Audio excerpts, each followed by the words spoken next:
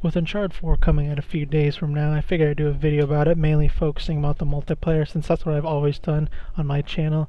And if you didn't catch the Naughty Dog stream a couple days ago, they pretty much showed off what we're going to be getting with the final multiplayer version of Uncharted 4. And in terms of new guns, mysticals, and sidekicks, they don't seem to have added any new ones from the beta stress test to the final game.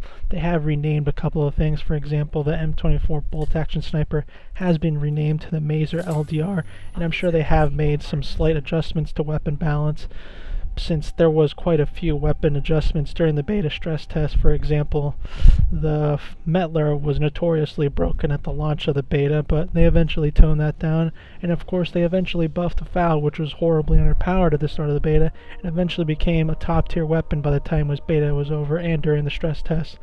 But a couple of things they did show off were modifiers, which you can add modifiers to your guns, to your mysticals, and to your sidekicks. And modifiers on guns include things like increased reload speed, blind fire accuracy, increased strafing speed, which I guess Fleetfoot has returned. It's just not a booster, it's a modifier on your gun, and reduced recoil. And modifiers on your guns will increase the cost of the loadout point of the gun. For example, if a AK-47 costs 4 loadout points, you add increased strafing speed on it, and I believe increased strafing speed was adding 3 more points to the loadout point, so your AK with increased strafing speed would eventually be 7 loadout points, so that's one thing to note. Mystical modifiers, which include things like tagging targets, so when you hit someone with your Wrath of El Dorado, it'll mark the target. You can add increased damage to your mysticals, increased duration, things like that. But modifiers on mysticals do not increase the loadout point cost. Modifiers on mysticals basically increase the base cost of mysticals during the in-game store. So basically, if a Wrath of El Dorado would cost $500 in the game store, if you add a modifier to it, it'll probably increase the cost of that mystical. So that's how that works. In terms of modifiers on sidekicks, you can do things like add health regeneration, increase their movement speed on the brutes per se, things like that. And once again, adding modifiers to sidekicks does not increase the loadout points of the sidekicks, it just increases the cost of them during in-game store purchases. They also added character guns, which I did not expect. So if you're familiar with Uncharted 3, there was like Drake's AK, Elena's Gmail. They basically brought those back with things like Drake's HS-39, Nadine's XR, Sully's AK-47, and these cost quite a few more loadout points, but these come with 2 modifiers already preset on these guns, and you can actually unlock these guns through the in-game currency, which you cannot buy these character guns with in-game money. You can use money to buy in-game vanity items, which is basically like hats and glasses and, basically just cosmetic things. You can use in-game money to buy cosmetic things, but Naughty Dog was pretty clear about not being able to buy character guns with real money. So I think that was a smart decision on their part, and I look forward to seeing all the character guns and seeing how well they perform. They also showed off the new mode, which is called Command, which Command is basically Turf War mixed with Marked Man, which it looked pretty interesting. In terms of Marked Man, you're basically, they call it a captain, and the captain is basically worth more points if you kill him, and you're basically the captain if you have the most points on your team. And there are 3 levels of being a captain, and while you're a captain, you have buffs active, like you can revive people quicker, you can take more damage while you're down, things like that. But it's basically just Turf War's Marked Man, as most people have put it. Obviously Plunder has returned, which is a kind of a classic mode in Uncharted, and would have been shocked to not see Plunder. One thing I didn't expect to see was they brought back the ranked playlist. Disappointingly, ranked playlist is only TDM, and the ranks seem to be bronze is the lowest, and the highest rank you can achieve in ranked is platinum. So I think that'll be fun for a lot more competitive players. I was disappointed to find out that it was only TDM, as I feel like if you want to see who's the best on the competitive multiplayer, it should include every game type to see who's overall the best, not just TDM. But who knows, maybe they'll adjust that in the final game. There is no cinema mode at the launch of the game, which I don't feel like is a big deal, since every console can record and most people have capture devices by now. but they will be adding cinema mode, I think summer 2016, and they do plan to support Uncharted 4 multiplayer all the way to 2017. I'll put a link down in the description of their little plan they have mapped out all the way up to 2017 and all the DLC they're adding, which, to note, all the DLC they have said will be free. Everyone will be getting the maps free. Everyone will be getting the new modes for free. There does appear to be only one mode they're adding, and I'm not sure what it'll be, but we'll have to wait to see. They also showed off the controller options, which, if you're old school and you like using R1 and L1, you'll be able to do that, of course, and quite a few options for adjusting your control scheme. You can also adjust aim assist, which I was surprised to see. I was not expecting Naughty Dog to add the ability to adjust aim assist, so I mean that should be pretty interesting to toggle with, see how that works for most players. They also showed off private games or custom games, which appear to have fairly basic toggle options, which is I was expecting. They did say that we're going to add more options to tune in custom games down the line. They even mentioned things like being able to disable radar down the road. I'm not sure if they'll be able to do spectator mode, as the way they put it, it seems like it might not be technically possible. They did boast about their technical wizardry, but for the most part it seems like they will try to do spectator mode, but there doesn't seem to be much of a guarantee that spectator mode's ever going to come to Uncharted 4, which I'm fine with, of course.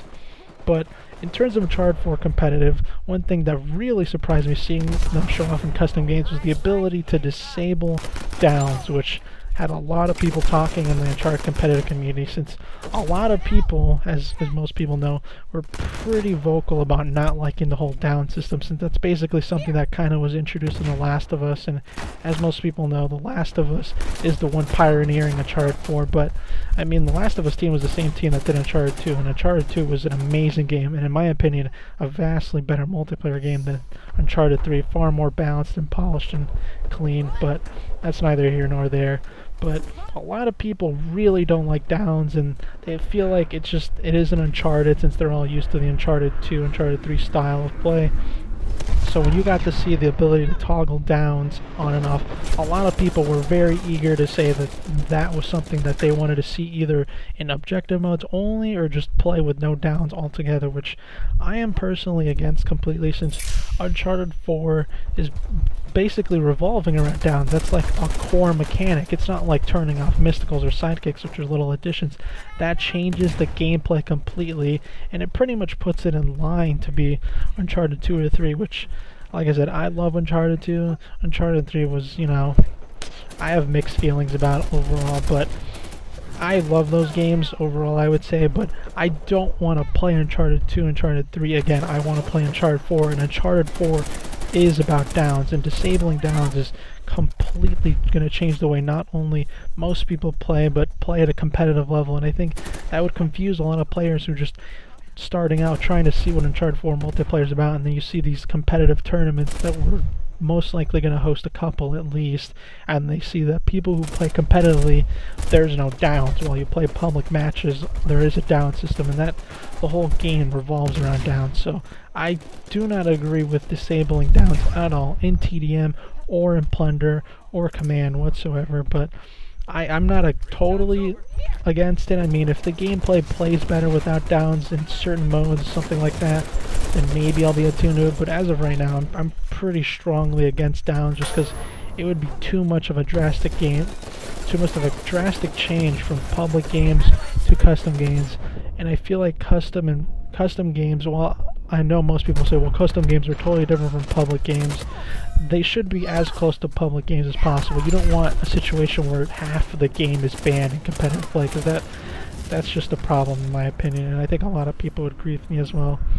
But like I said, in terms of other things that I feel like should be adjusted, it's mysticals and sidekicks. I personally feel strongly against mysticals altogether, because they're pretty much all broken. I mean, from the Jinn to the Chintamani Stone to even like the Wrath of El Dorado, which the Wrath of El Dorado initially doesn't seem to be that great in TDM, but in an objective mode like Plunder or like Command, you throw a Wrath of El Dorado on the Plunder chest, there's literally no counter against it. You just have to get away from it. You can't really destroy it. I think the only mystical that's not horrifically broken or can be cheaply abused is the staff thing that reveals enemy location. That's because you can actually see where the staff's emanating and destroy it. I mean, it is useful when you use it, but it's easily countered. There's no counter to El Dorado. There's no real counter to ginning, to using the gin outside of using it yourself. There's no real counter to the Chintamani stone outside of using it yourself as well.